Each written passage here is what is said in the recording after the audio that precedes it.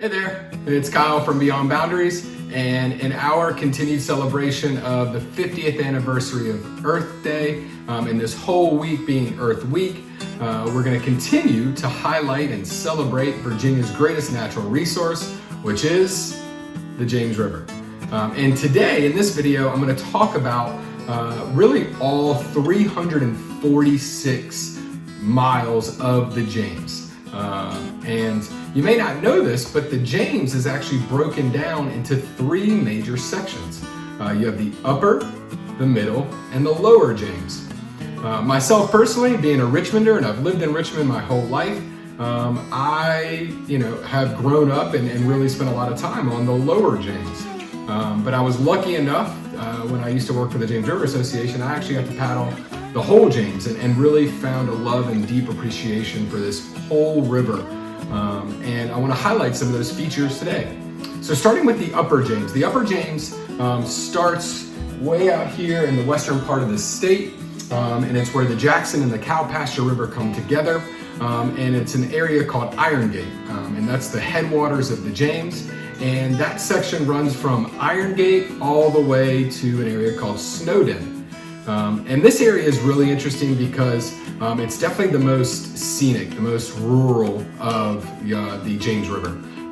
It's a very kind of narrow, meandering river through the mountains, very scenic, just absolutely beautiful section of the James. It runs through towns like Buchanan, and there's just some amazing paddling, wildlife observation, and just a really special area of the James River. And it all ends at an area called the James River Gorge, which is a really special place for a certain section of rapids known as Balcony Falls. Balcony Falls is a really awesome area to paddle with a lot of deep history and a really interesting story surrounding a gentleman by the name of Frank Paget, who was a bateauman who actually was responsible for saving a lot of people's lives.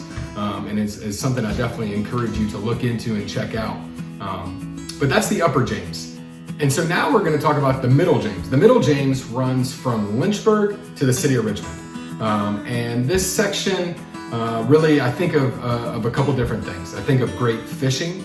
There's some great smallmouth fishing on the middle James. I think of the James River Bateau, because this is really where the Bateau was created and developed and built.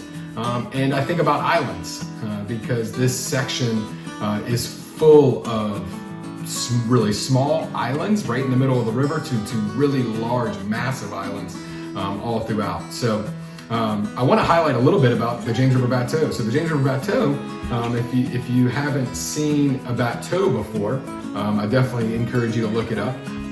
But it was about a 40 to 50 foot long wooden boat, flat bottom boat, about 6 feet wide.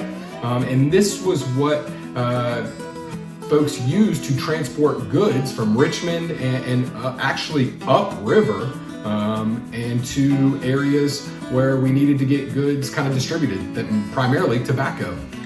And this was actually developed and patented by a gentleman out of Amherst County by the name of Anthony Rucker. And so the James River Bateau, really special to Virginians, and I always think of the James River Bateau when I think of the middle James. And so the last section we're going to talk about is the lower. And this section runs from the city of Richmond all the way to the Chesapeake Bay. And this section is really different from the other 220 or so miles of the James River, kind of the western part of the state, because as soon as the river passes through the fall line here in the city of Richmond and empties and stops or dumps out at the 14th Street Bridge, this section becomes tidal. So there's a tidal influence in this section of the river. And I think of a couple things when I think of the lower James. I think of rafting here in the city of Richmond, and how lucky we are as Richmonders to have the fall line right here and have great rapids and great outfitters right here in the city of Richmond to give people access to the rapids and use and recreate on and in the James. I also think about the river widening. I think about the river as you make your way east. I think about the river getting wider as you make your way towards areas like Newport News, Hampton Roads, and then finally into like Virginia Beach and the Chesapeake Bay area. And then finally, the last thing, and the thing that kind of sticks out to me when I think of the lower James, I think of Atlantic sturgeon, and just how lucky we are as Virginians and folks who live on the James River to have our own native species of sturgeon. We have a species of James River sturgeon that call these waters home, and the James River sturgeon is just a fascinating fish, an amazing fish. The BCU Rice River Center, as well as other partners, have done a lot of great work to try and bring this fish back, because it's a fish that is on the endangered species list. It's just an amazing fish. It's been on Earth for 70 million years, can get up to 14 feet in length, can weigh up to 800 pounds, lives to be 60 years old. Just an unbelievable fish. And one of the really unique things, many unique things about this fish, is the fact that it breaches. And when these fish come back into the James River, when it comes back into its freshwater spawning habitat, these fish will actually breach. They'll break the surface of the water, almost like whales, and breach out of the water and smash back down. And you can think of a 7, 8, 9 foot fish jumping out of the water and smashing back down. It really is something to see and be a part of when they come back in the fall and in the spring for when they spawn. So those are just a couple of things about the 3 sections of the James, again, the upper, middle, and the lower. And to find out more about the James River and to hear more about what we do at Beyond Boundaries, please follow us on all of our social media platforms.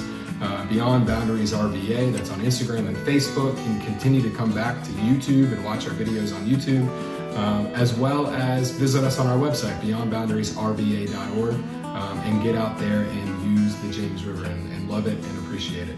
Thanks for watching.